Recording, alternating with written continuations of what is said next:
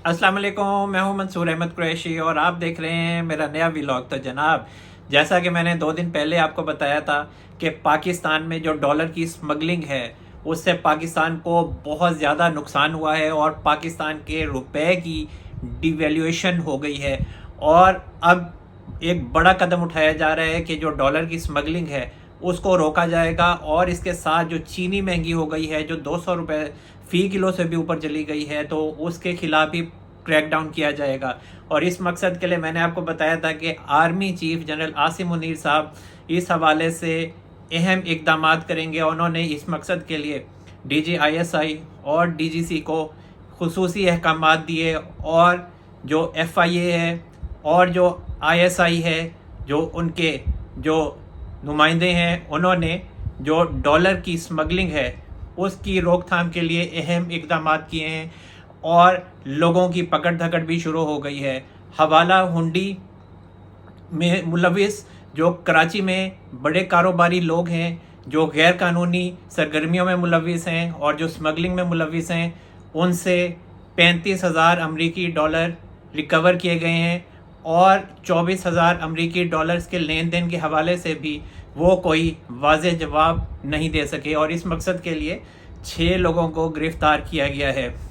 और army chief के इस बड़े कदम के बाद जो डॉलर की स्मगलिंग थी उसमें वाज़ेह कमी आई है। और जो डॉलर की प्राइस है ओपन मार्केट में, वो 2 दिनों में 17 रुपये कम हो गई है। पहले जो प्राइस थी डॉलर की वो 329 रुपये थी। अब वो स्मगलिंग की रोकथाम जब से शुरू हुई उस वक्त से अब तक 312 रुपये प्राइस ओपन मार्केट में हो गई है। और जो फैसल वाडा साहब हैं, उनका भी एक अहम बयान सामने आया है। उनका कहना है कि जो डॉलर है उसकी जो प्राइस में कमी आई है और पाकिस्तानी रुपए की वैल्यू जो थोड़ी बढ़ी है वो आर्मी चीफ की मेहनत की वजह से बढ़ी है, और स्टेट बैंक का इसमें कोई किरदार नहीं है। और स्टेट बैंक ने तो बहुत ज़्यादा नुकसान किया है। अगर इसने पहले पॉलिसीज़ बेहतर बनाई होती तो फिर जो डॉलर है वो स्मगल ना हो रहा होता। और इसके अलावा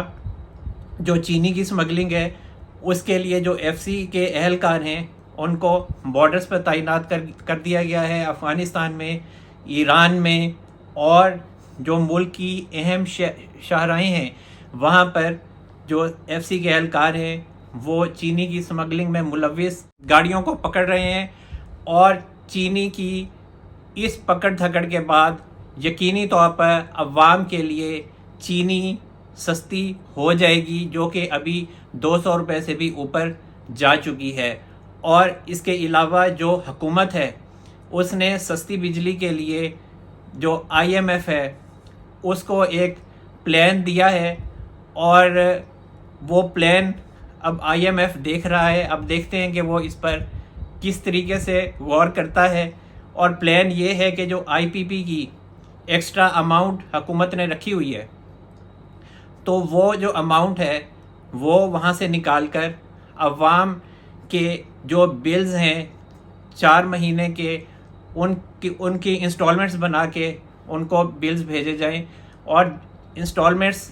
जब वापस आ जाएंगी तो वो जो अमाउंट है वो वापस IPP को दे दी जाएगी। और इसके अलावा जो IMF है उसका ये कहना है कि जो आपने पहले प्लान दिया था वो 6 अरब रुपए खसारे का नहीं था, बल्कि 15 अरब रुपए खसारे का था। तो आपने जो प्लान बनाना है वो 15 अरब रुपए खसारे के हिसाब से बनाना है, क्योंकि जो पाकिस्तान है उसकी ये मजबूरी है कि वो जो इसहाक डार साहब जो बजट दे के गए हैं उससे अब जो पाकिस्तानी गवर्नमेंट है वो बाहर नहीं निकल सकती, वो एक दायरे में रहने पर मजबूर है। तो जो भी इकदाम करने हैं वो बजट के बीच में रहकर करने हैं। और अगर वो इस डील से हटते हैं तो फिर दूसरी किस्त नवंबर में नहीं मिलेगी, और नवंबर में अगर किस्त नहीं मिलेगी तो फिर इलेक्शन का ख्वाब भी पूरा नहीं होगा, और फिर तीसरी किस्त जो है वो फरवरी में मिलनी है। लेकिन जो IMF है उससे ये खुसूसी रिक्वेस्ट वज़ारत ख़ज़ाना ने की है कि 4 महीने का جو گریس ٹائم دیا جائے عوام کے لیے، تاکہ عوام کو ہم کچھ نہ کچھ ریلیف دے سکیں۔ ابھی فی الحال IMF نے اس پر کوئی جواب نہیں دیا ہے۔ اور ایک اور اہم خبر کہ جو ایمان حاضر مزاری صاحبہ ہیں، ان کی جو CTD تھانہ میں جو ضمانت تھی وہ ہو گئی تھی، اس کے بعد پھر تھانہ بارہ کہو میں جو ان کی انسداد دہشت گردی کی دفعات تھیں وہ شامل کی گئی تھیں، اور اس کے بعد پھر اچانک ان کی بھی ضمانت ہو گئی۔ تو وہ کیوں ضمانت ہو گئی، اس کے پیچھے خبر یہ ہے کہ جو ایمان حاضر مزاری صاحبہ ہیں، پہلے 1 2 دن تو وہ خوب نعرے بازی کرتی رہیں، اور جو ہائی کورٹ ہے وہاں پہ بھی وہ نعرے لگاتی ہوئی آئیں، اور گاڑی سے بھی چھلانگ لگا کر انہوں نے نعرے لگائے، عدالت تک وہ نعرے لگاتی ہوئی آئیں، اور پھر اچانک پھر آہستہ آہستہ جیسے جیسے ان کی بار بار گرفتاری ہوتی گئی تو پھر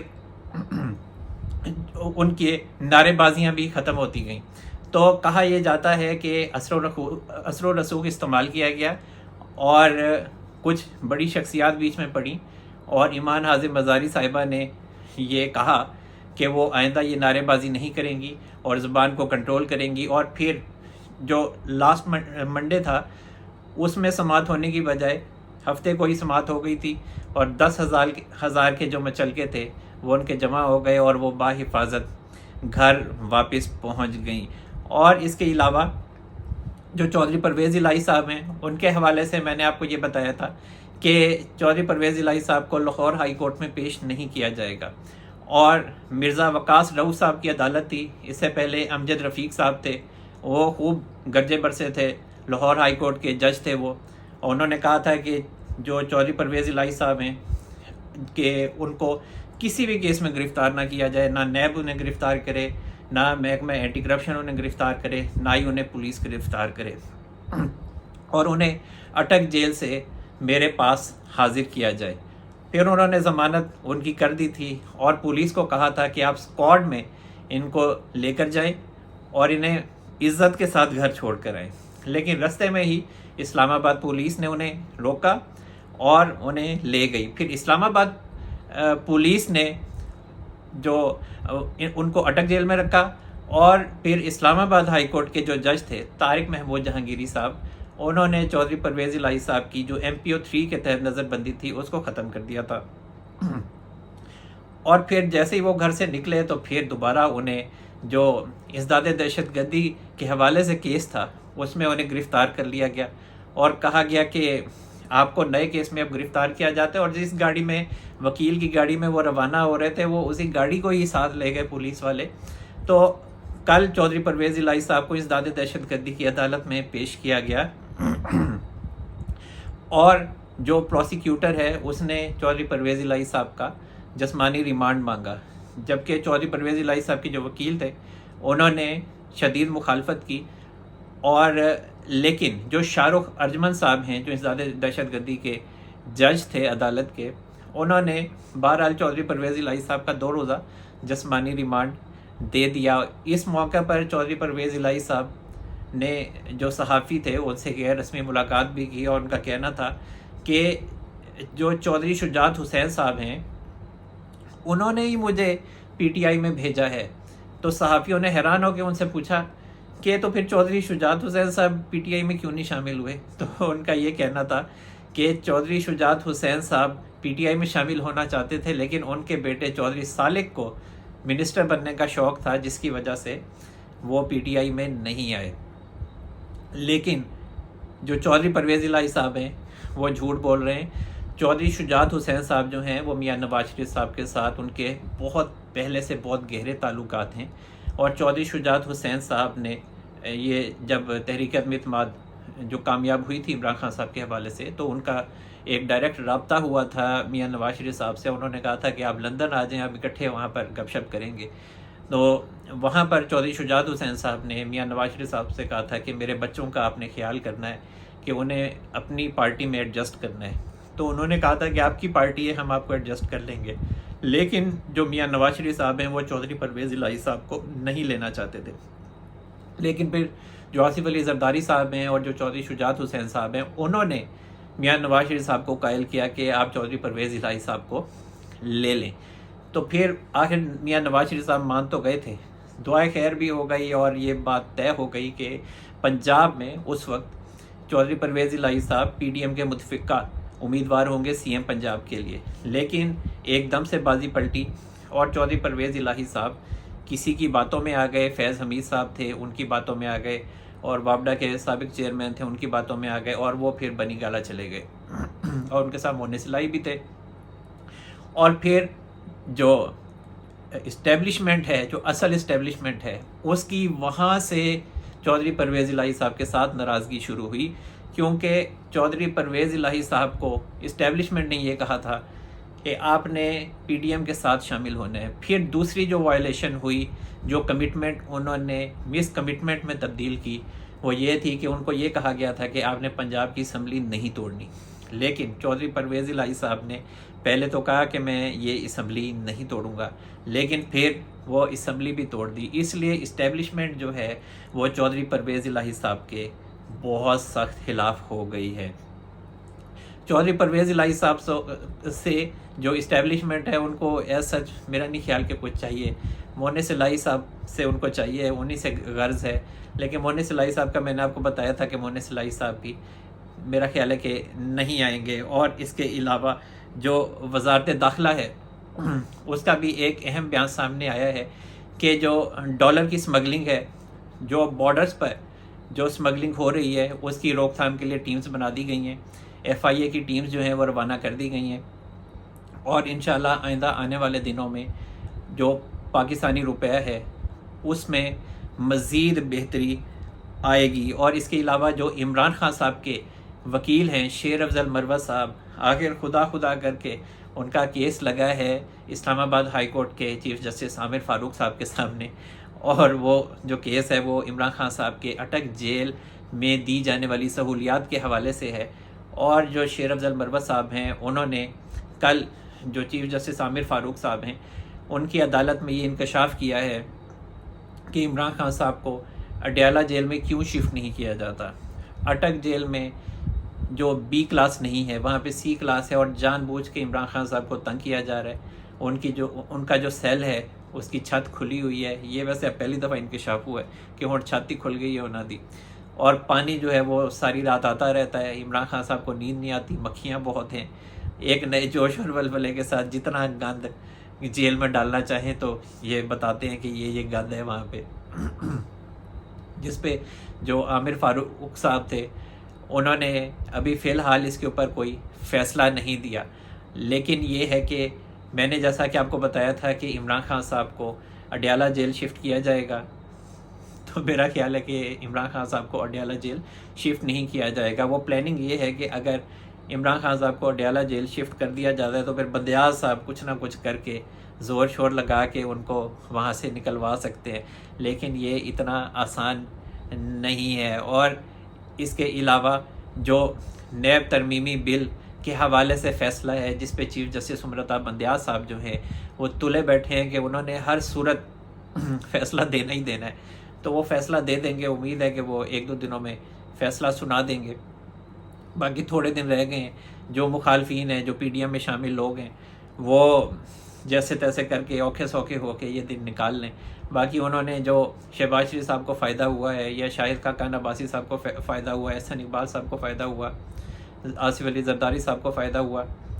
تو وہ ساری شکیں جو ہیں یہ فارغ کر دیں گے، ریورس کر دیں گے۔ لیکن اس کا بہت سے لوگ یہ کہتے ہیں کہ پھر اسٹیبلشمنٹ یہ فیصلہ ہونے دے گی، بندیاز صاحب کے ہاتھوں کروا لے گی یہ فیصلہ، اور پھر جو سیاستدان ہیں وہ دوبارہ سے نیب کی جو ترامیم کی گئی تھیں جو ریورس ہوں گی اس کے وکیڑے میں وہ آ جائیں گے۔ جو نیب میں ترامیم کی گئی تھیں وہ یہ تھیں کہ پہلے یہ تھا کہ 90 دن جو ہے ملزم وہ نیب کے پاس رہ سکتا تھا، اور جو ضمانت ہے وہ نہیں ہو سکتی تھی، اور نیب کا چیئرمین چاہتا تو 90 دن کے بعد بھی رکھ سکتا تھا۔ لیکن یہاں پر نیب میں ترمیم کی گئی اور کہا گیا کہ پہلے تو یہ کہا گیا کہ 14 دن رکھ سکے گا نیب ملزم کو، لیکن پھر نیب نے کہا کہ جی اتنے دنوں میں تو تفتیش نہیں ہو سکتی، تو 30 دن پھر رکھے گئے کہ 30 دن کر لو، پھر 30 دن رکھے گئے، اور جو ترمیم ہے اب وہ 30 دن کی اور ضمانت بھی اب ہو سکتی ہے. اور اس کے علاوہ جو ثبوت ہیں وہ بھی ملزم کو ہی پیش کرنے ہوں گے. پہلے انہوں نے تبدیلی کی تھی کہ جو ثبوت ہیں وہ نیب لے کے آئے گا، پھر انہوں نے تبدیل کیا کہ ملزم لے کے آئے گا، پھر دوبارہ سے گھوم پھرا کے اب ملزم ہی نیب کے ثبوت لے کے آئے گا جو نیب کے الزامات ہوں گے. تو اب کیا فیصلہ آ سکتا ہے؟ وہی فیصلہ یہی ہے کہ جو چیف جسٹس زمرتہ بندیال صاحب ہیں وہ ترامیم کو فارغ کر دیں گے، ان تمام ترامیم کو جن سے تمام سیاستدانوں کو فائدہ ہوا. لیکن یہ اگر کیس کھلتے بھی ہیں، مطلب دوبارہ سے وہیں پر پہنچ جائیں گے جو کیس بند ہوئے تھے ان ترامیم کے بعد. تو کیسز تو جو ہیں وہ نیب کے چیئرمین نہیں کھولنے ہیں، تو نیب کا چیئرمین ہفتہ انتظار کر لے گا، تو اس کے بعد فیصلہ آ جائے تو فیصلے سے میرا نہیں خیال کہ کوئی فرق پڑے گا. یا اسٹیبلشمنٹ چاہتی ہے ایسا کہ جو چیف جسٹس زمرتہ بندیال صاحب ہیں وہ نیب ترامیم کے حوالے سے اسی طرح کا فیصلہ دیں جس طرح کا وہ فیصلہ دینا چاہ رہے ہیں. تو میرا نہیں خیال اس سے بحران پیدا ہو جائے گا بہت زیادہ اگر اسٹیبلشمنٹ اس طرح سے چاہتی ہے کہ اگر چیف جسٹس زمرتہ بندیال صاحب اس طرح کا فیصلہ دیں جس سے تمام جو سیاستدان ہیں وہ وکیڑے میں آ جائیں اور پھر جو اسٹیبلشمنٹ ہے وہ تمام سیاستدانوں کو پکڑ سکے نیب کے ذریعے. تو مجھے نہیں یہ نظر آتی اسکیم کہ ایسی کوئی اسکیم ہوگی. تو اسٹیبلشمنٹ جو ہے وہ سیاستدانوں کے ساتھ ہی چلنا چاہتی ہے. ابھی آگے الیکشن ہونے ہیں ورنہ یہ بہت بڑا بحران پیدا ہو جائے گا. ایک دو صحافی یہ بھی کہہ رہے تھے کہ جو سیاستدان ہیں وہ عمران خان صاحب کے ساتھ مل کے کوئی لانگ مارچ کریں گے اور پھر جو نیب ہے اور جو چیف جسٹس قاضی فائز عیسیٰ صاحب جب نئے آئیں گے ان کے خلاف اور اسٹیبلشمنٹ کے خلاف لانگ مارچ کریں گے. تو ایسا کچھ نہیں ہے. یہ جب چیف جسٹس قاضی فائز عیسیٰ صاحب آئیں گے تو یہ تمام فیصلے جو ہیں یہ فارغ ہو جائیں گے اور پریکٹس اینڈ پروسیجر بل جو ہے اس کا بھی فیصلہ نہیں ہو سکا ہے. تو پریکٹس اینڈ پروسیجر بل جیسے ہی ایکٹیو ہوگا تو بندیال صاحب کے جتنے بھی فیصلے ہیں 184 سب آرٹیکل 3 کے تحت وہ تمام کے تمام جو ہیں وہ فارغ ہو جائیں گے. اور اس کے علاوہ ایک اور اہم خبر کہ جو بشرا بی بی ہیں ان کو نیب نے آج توشہ خانہ کیس میں دوبارہ بلا لیا ہے. اس سے پہلے جو بشرا بی بی تھیں وہ نیب سے انہی نیب ترامیم کے تحت جو نئے قوانین تھے جن میں ضمانت کی ان کو فیور ملا تھا اس میں انہوں نے وہ ضمانت لی اور اس میں ضمانت پہ ہی ہیں وہ، تو ان کو بلا لیا گیا ہے. لیکن 29 اگست کو بھی جو نیب نے ان کو بلایا تھا، حالانکہ وہ عمران خان صاحب سے جیل میں ضرور ملی تھیں لیکن وہ نیب میں پیش نہیں ہوئی تھیں. لیکن اب نیب نے انہیں دوبارہ سے بلا لیا ہے اور کہا ہے کہ ان سے تفتیش کرنی ہے. لیکن اب دیکھتے ہیں کہ بشرا بی بی آج توشہ خانہ کیس میں پیش ہوتی ہیں کہ نہیں ہوتی ہیں. اور دوسری طرف کہا یہ جا رہا ہے کہ جو علیمہ خان صاحبہ ہیں وہ اسٹیبلشمنٹ کے ساتھ ڈیل کر رہی ہیں عمران خان صاحب کے حوالے سے، اور جو بشرا بی بی ہیں وہ ایک الگ ڈیل کر رہی ہیں اسٹیبلشمنٹ کے ساتھ. دونوں کی ایک الگ الگ ڈیل ہو رہی ہے. یہ مارکیٹ کی ایک خبر بتا رہا ہوں، یہ میں اپنا بھی انالیسس دوں گا اس پہ. تو علیمہ خان صاحبہ کا جو بیانیہ ہے وہ بشرا بی بی سے بالکل علیحدہ ہے. جو علیمہ خان صاحبہ ہیں وہ کہتی ہیں کہ عمران خان صاحب کو اچھی سہولیات ملی ہوئی ہیں، وہ ٹھیک ٹھاک رہ رہے ہیں، جو سیل ہے وہ بھی اچھا ہے، ان کو جو بستر ہے وہ بھی اچھا ملا ہوا ہے، چیئرز وغیرہ ٹیبل اور LCD وغیرہ ان کی لگی ہوئی ہے، مشقتی بھی ملا ہوا ہے. تو وہ چاہتی ہیں کہ عمران خان صاحب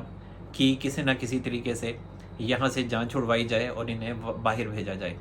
تو پہلی تو یہ بات ہے کہ جو اسٹیبلشمنٹ ہے انہوں نے امریکی کانگریس کی نہیں کبھی سنی، بڑے بڑے پاوے تھے امریکہ میں ان کی کبھی نہیں سنی، تو پھر علیمہ خان صاحبہ کی کیسے سنی جائے گی. اور جہاں تک بشرا بی بی کی بات ہے، بشرا بی بی کا بیانیہ یہ ہے کہ عمران خان صاحب کی جو صورتحال ہے وہ بہت خراب ہے، ان کی طبیعت ٹھیک نہیں ہے، ان کے جو مسلز ہیں وہ ویک ہیں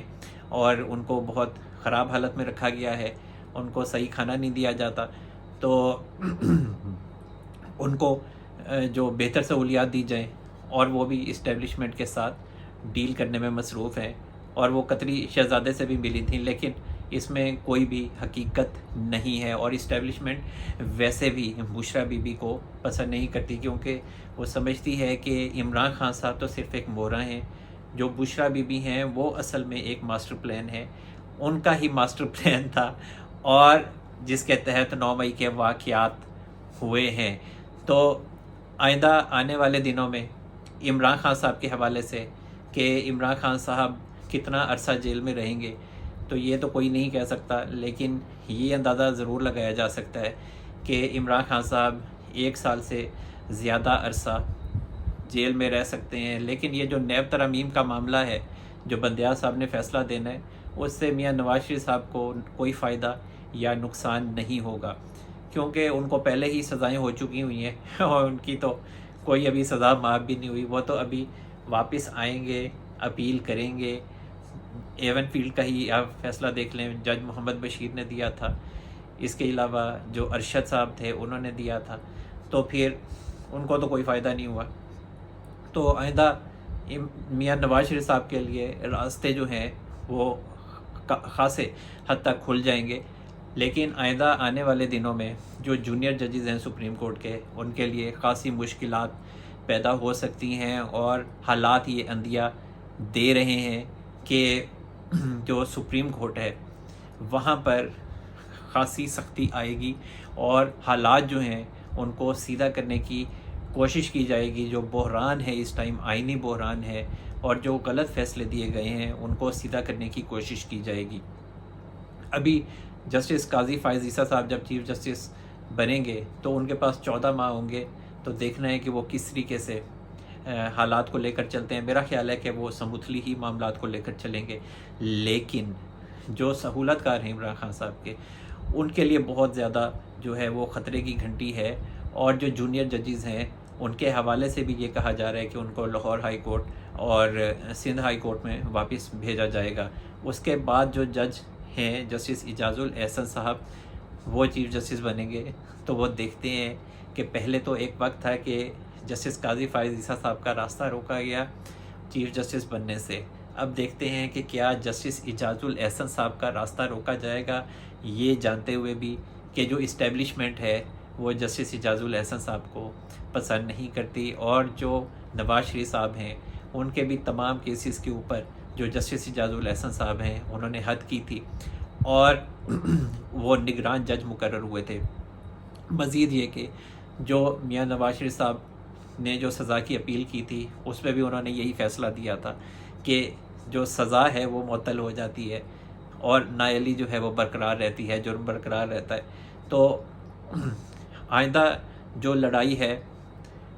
एक तरफ तो 9 मई के वाक़यात हैं, इनमें बहुत ज़्यादा तेज़ी आने वाली है, इनमें गिरफ़्तारियों में, और जो प्रोसेस है वो शुरू हो चुका है। और बड़ी अहम ख़बर ये है कि जो खदीजा शाह साहिबा हैं और जो आलिया हमज़ा हैं, उन समेत 97 लोग थे जो जिना हाउस हमला केस में जो गिरफ़्तार हैं। उन्होंने ज़मानतों की दरख्वास्तें दी थी इज़दाद दहशतगर्दी की अदालत में, और फिर वहाँ से रिजेक्ट हुई थी, और फिर उन्होंने अब लाहौर हाई कोर्ट में दरख्वास्तें ज़मानत की दायर की थी।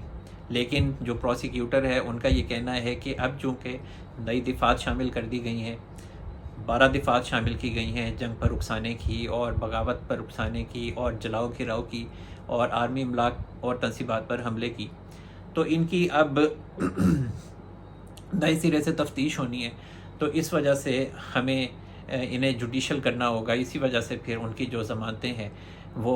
मुस्तरद हो गई हैं, और ये जो 97 लोग हैं वो दोबारा से जो दरख्वास्तें ज़मानतें हैं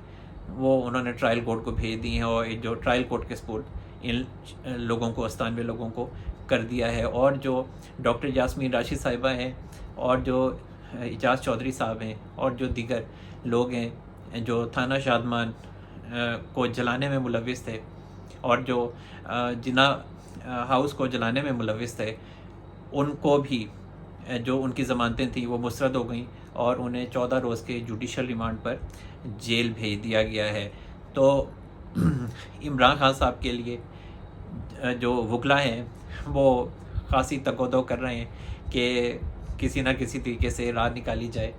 और बैक चैनल पर कोशिशें की गई हैं باہر کے ممالک نے بھی کوششیں کی ہیں، لیکن جو دوست ممالک ہیں وہ بھی، جو آرمی چیف ہیں عاصم منیر صاحب، ان سے اتفاق کرتے ہیں کہ عمران خان صاحب کا جو پاور میں آنا بہت زیادہ نقصان دہ ہوگا اگر ان کو پاور میں لایا جاتا ہے۔ نہ سعودیہ مان رہا ہے، نہ چائنا مانتا ہے، اور نہ ہی دیگر دوست ممالک ہیں۔ اور اس کے علاوہ جو کریک ڈاؤن ہے